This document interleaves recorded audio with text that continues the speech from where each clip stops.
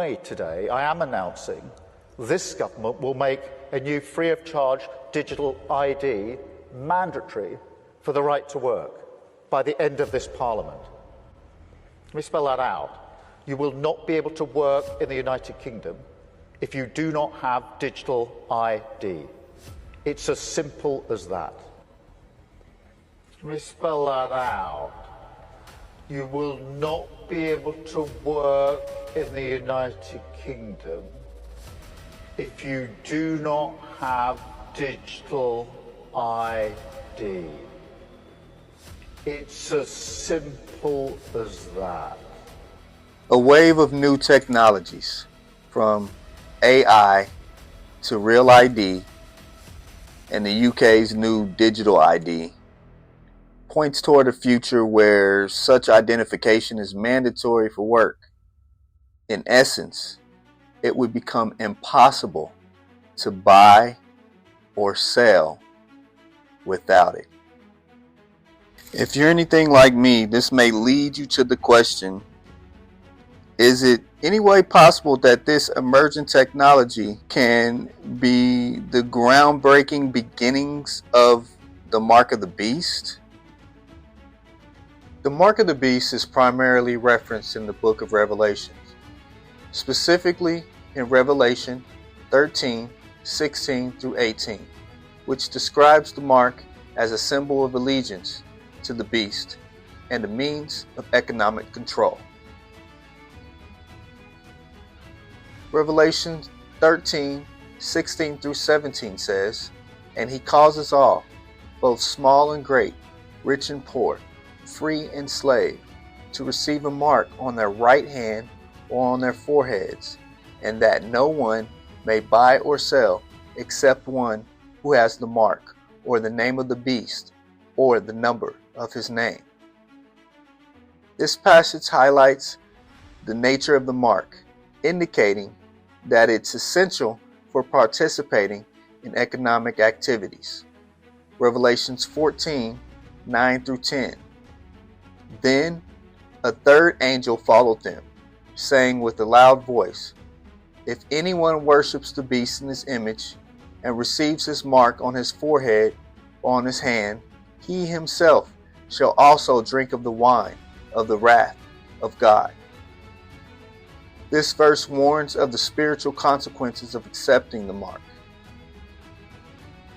Revelations 13 and 18. Here's wisdom. Let him who has understanding calculate the number of the beast, for it is the number of a man. His number is 666. This verse introduces the infamous number associated with the beast, often interpreted as a symbol of imperfection and rebellion against the Most High.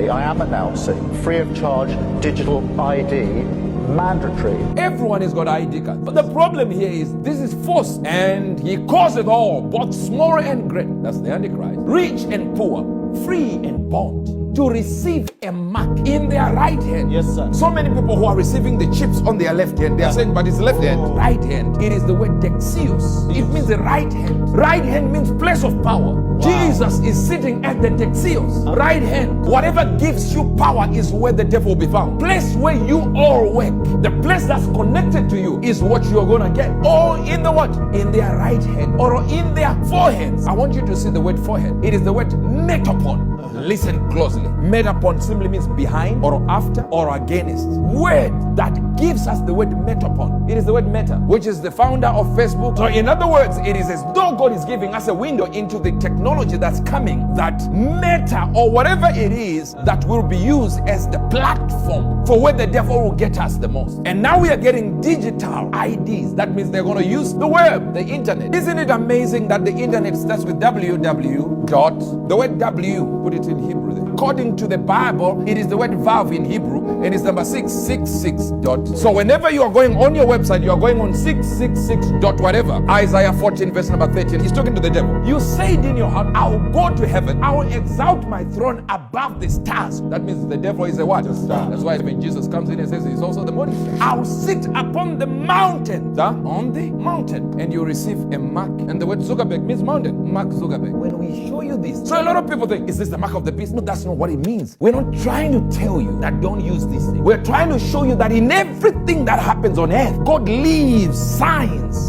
But yeah, like cars are going to be autonomous. But there's just so many desk jobs where really what people are doing is they're processing email, or they're answering the phone, and just anything that isn't moving atoms, like anything that is not physically, like doing physical work, that will obviously be the first thing. Those jobs will be and are being eliminated by AI at a very rapid pace. Did you hear that?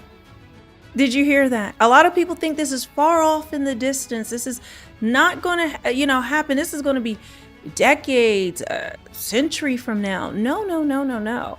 Their timeline is by 2030. All of this will be completely rolled out, shut down. This is all that we've been talking about with AI.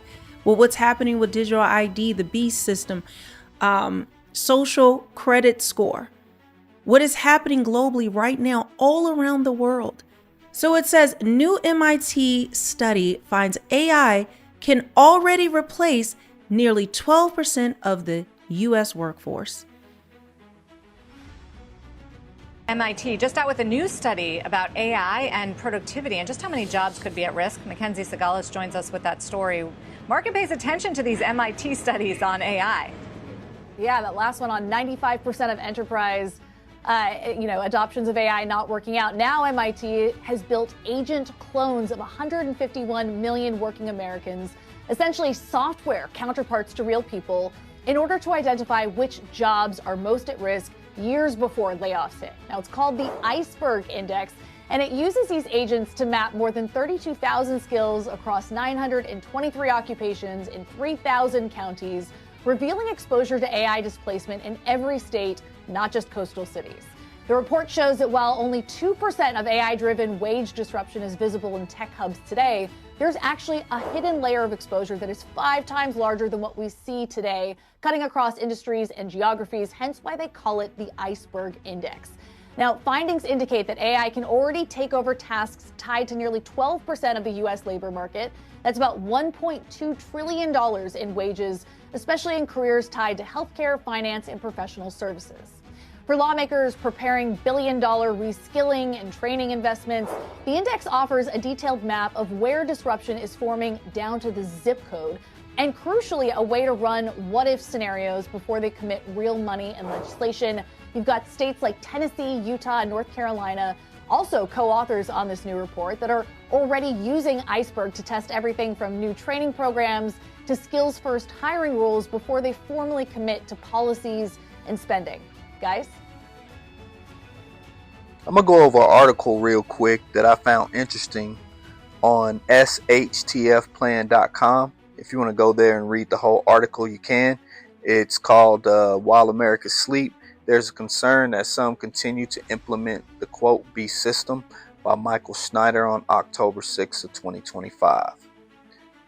And this article is mainly talking about some things that are happening in Canada with the Canadian Constitution Foundation. Just to kind of give you an idea of where he's going in the article, I'll read the first part of it. Would you like to live in a country where the government could secretly cut off your phone and internet service if you were accused of spreading, quote, misinformation? Or how about a country where you submit to a digital identification system if you want to get a job? So as we can see, those things are actually happening. The UK announced that this would be happening, and it's getting closer. As you can see, it's already in Canada. This is a new bill that's been introduced in Canada, actually.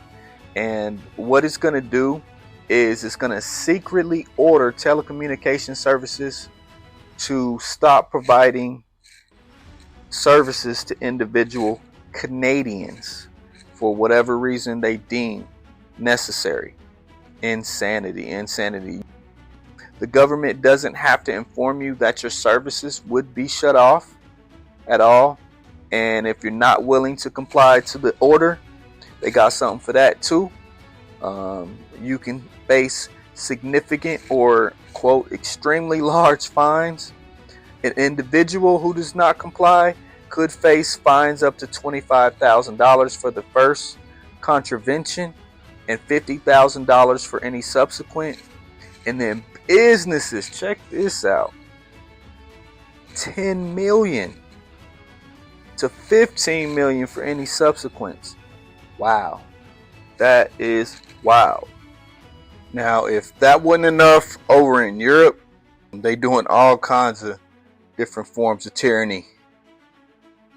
And the article goes on to say that over in Europe, there's a different kind of tyranny being introduced this month. That sounds promising.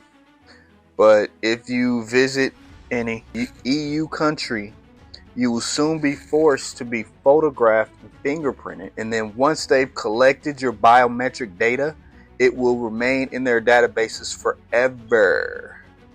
Wow. Insanity. You will have to provide your personal data. Passport officers will take a photo of your face and or scan your fingerprints. This information will be recorded in a digital file. And if you do not intend to surrender your biometric data, you do not get to travel to Europe. It's really that simple. Dang. The article ends by saying that a lot of people are concerned about the things that were talked about in this article toward implementing the beast system. And without a doubt, we are most definitely living in end times. So I'm not the only one that feels like we live in the end times. And be honest, you feel it too. You definitely feel it too. Unfortunately, the big brother control grid, quote unquote, is all around us and has been steadily growing for a very long time. Definitely the truth. Just think about what's changed since 9/11. As AI technology continues to advance at an exponential rate, our overlords will have even more digital tools at their disposal. So, what can we do as believers in this situation? The best thing you can do is make sure that your relationship with Christ is right, and you get in this Bible, get the reading, and you work on your faith. Faith is going to be the only thing that's going to save you in these times to come.